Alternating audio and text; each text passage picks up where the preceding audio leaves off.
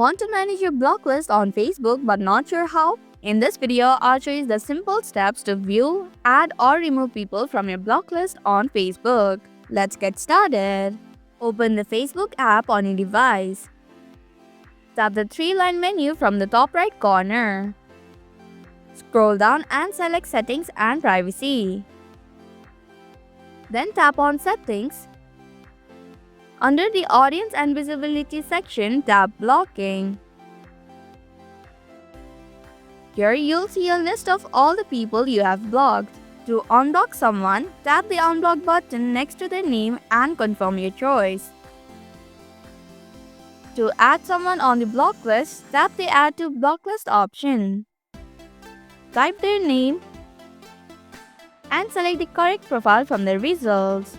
Once added, they will no longer be able to see your profile or interact with you on Facebook. And that's how you can easily manage your block list on Facebook.